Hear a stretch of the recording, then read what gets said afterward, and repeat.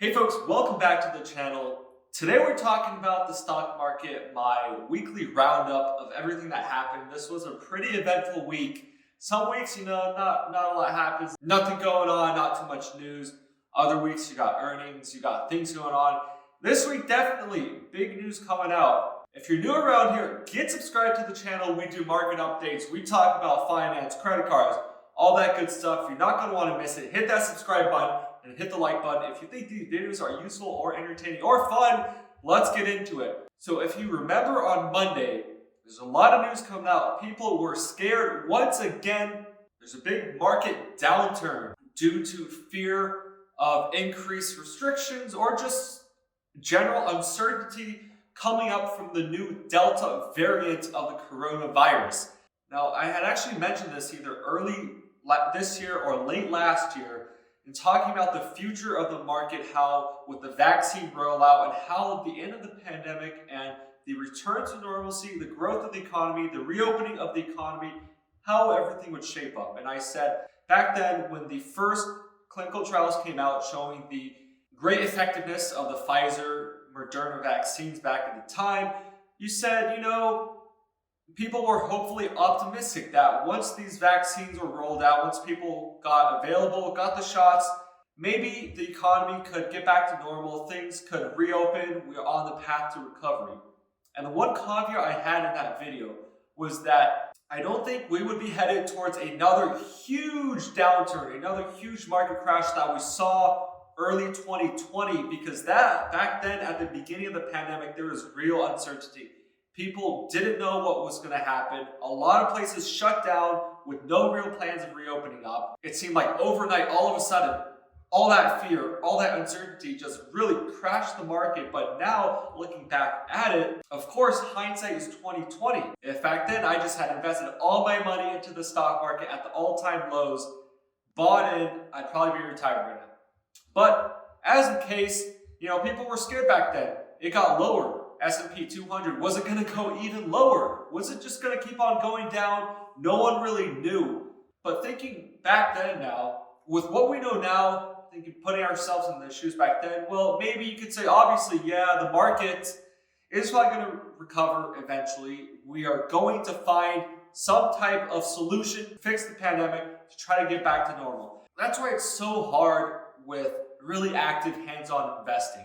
A lot of it is just psychological. Are you willing to invest when no one else is investing? Are you willing to sell when no one else is selling? No one can really tell you the answer. It's very, very tricky. But what I said back then is to be cautiously optimistic. When the first vaccine data came out, I said things would be on the road to recovery unless there was some hiccup in the road. Maybe it wouldn't get the fast-track approval that we all hoped it would get. Maybe there would be new data coming out showing some reduction in effectiveness. Maybe there would be issues distributing along the supply chain, getting people signed up, getting the doses. And it looks like now that's probably where things are held up. As of today in the US, most people, if you don't have any other conditions, if you meet the requirements, you can pretty much go get the vaccine whenever you want. There's no huge wait now. You don't have to refresh the sign-up pages every minute of the day to try to snag an appointment. It's pretty widely available, and that's become a real concern in the United States with vaccine hesitancy and people who can get vaccinated that aren't. And that's what's led to kind of the growing adaptation, mutation of the virus since it's been allowed to spread. We have this new Delta variant, highly contagious, more transmittable. As of now, US COVID cases are up 55% over the past week. This is nothing near the peak levels we saw in the second wave, but it has led to some concern for some people. Los Angeles and California reinstating the indoor mask mandate, among other things. So now on Monday, market analysts were saying that, yeah, maybe this is actually a real concern. There's a lot of uncertainty now. Maybe things will close back down. Maybe the road to recovery isn't as clear as it once was when things were going well with the vaccine rollout. Hundreds of thousands of people were getting vaccinated daily. Now maybe the story's changed a little bit with analysts also chiming in. There could also be potential tax increases. We see the Fed might be moving up their schedule to raise interest rates, causing some concern for some. A whole laundry list of reasons why we're headed towards a 10% correction. And guess what? On Tuesday, markets rebounded right back with the Dow jumping up 1.6%, S&P following with a 1.5% gain right after the doom and gloom that we saw on Monday. Financial news, stock market news is actually very interesting. It seems like it's really hard to discern between the actual events that are going on and what's causing them, right? The causal effect relationship is a little blurry at times when you're just reading news, because when things go down, it's like, are things actually going down, or are people just pointing out reasons that could be a cause for concern to just kind of contribute the notion, the narrative that things are going down? Because on Monday, we saw all these articles come out from different analysts, different journalists saying that we're due for correction. This new variant, yeah, it's a big deal. And then the rest of the week, right, we're here on Friday now, which is why I wanted to wait till the end of the week to make this video to see how things would shape up. And you probably also have to follow this for the next month, a couple months, to see really where we're headed. But on Friday now, we're actually ending the week on record highs, both the Dow and the S&P 500. It's been going up and up. Throughout the week, we saw positive earnings reports from a lot of different sectors, from the travel sector, leisure travel taking an increase, cruise lines projecting increases. We saw technology stocks going up, online advertising back up with Snapchats and Twitter. Remember, the main concern back during the shutdown was that the first thing to be cut from a lot of companies' budgets was the marketing budgets, right?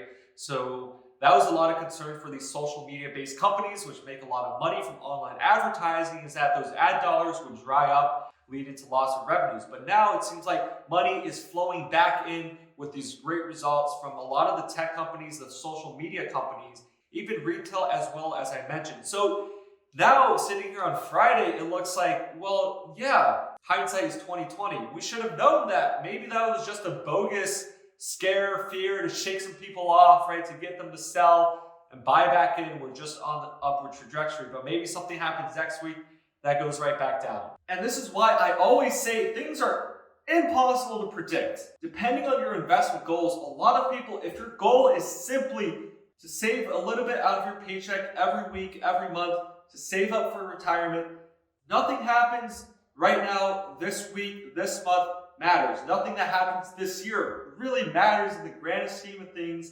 If you're young, 25 years old, you're saving up for the next 40 years, so much will happen during that time period. It's all about the long run, investing consistently, constantly, and not making sudden decisions just to pull in, pull out. A lot of people, you may have heard of those studies showing that if you just miss the couple big earning days throughout the year, you might actually lose out big, because days like Tuesday come after days like Monday. Imagine if you had sold everything on Monday, you missed out on Tuesday, you're worse off as compared to if you had just simply done nothing. Now I want to transition and kind of talk about the recovery. What do things look like from now? A lot of the fear was over the Delta variant, the spread, especially in the United States. I know elsewhere in the world, the vaccine is still ramping up. Not everyone has access to it yet. But here in the United States, I really don't think we will see very substantial lockdown measures in place unless we get a new variant that's actually deadly. Because a lot of the talk now is that, sure, the Delta variant's higher, but a lot of people are vaccinated. If you want to get the vaccine, you can get it, and it's not very deadly, right? People are still generally surviving. Not saying that nobody's dying still, but fatality rate, that's a number you can look into. So, shifting away from the market's economic logic, from a political standpoint, I think it's really political suicide for a lot of these governments kind of walk back and shut things down again. In the beginning, a lot of people were into the notion that, yeah, we should shut things down, we should provide some services, some support, stop the spread of the virus so we can all survive and keep the economy alive. But now I just think pandemic fatigue has really gotten to people. Doesn't matter who you support politically, it's really gotten to a lot of people, and I don't think that these governments, these politicians have enough capital or should actually go back. We saw in Los Angeles there was so much backlash over the reinstatement of the mask mandate, And the sad part about it is whether or not it was a right decision from a health perspective, we are moving farther and farther away from what we should do from a public health perspective versus what they are doing from a political perspective. And not to mention that the fact that some places during the pandemic, things weren't even shut down, right? Things are pretty much business as usual. Personally, I don't think, it's not financial advice, I don't think we are going to see mass shutdowns. It is to be seen the long-term effects of the pandemic if there's a real long-term loss of jobs or stagnant wages or long-term inflation because of everything that happened with the uptick, downturn. That's to be seen. But if you ask me, what's my take on things going on right now? I think we are headed in the right direction on the road to recovery. As always, there could be further bumps in the road, maybe a potential other variant, maybe something crazy goes on in the housing market, maybe there's a housing crash. We don't know what's going to happen in the future. We only know what's happened in the past, what we know now. We can't come back 2 months from now, look at this video and say, this guy had no idea what he's talking about. The best we can do is kind of speculate, and that's what it is at the end of the day. It's speculation. And the more people that listen to you, the more valid that speculation is. The longer you've been doing it, maybe the more valid that speculation is. This is coming from somebody who knows nothing about anything, so don't really listen to me, even though you're watching this video. Those are just my 2 cents. As always, take financial news with a grain of salt and think about your investing goals. Are you investing now because you want to make a big purchase next year? Or are you investing slowly over time to save up for a big purchase in 20 years or to save up for your retirement in 40 years? Are you retiring in 1 year?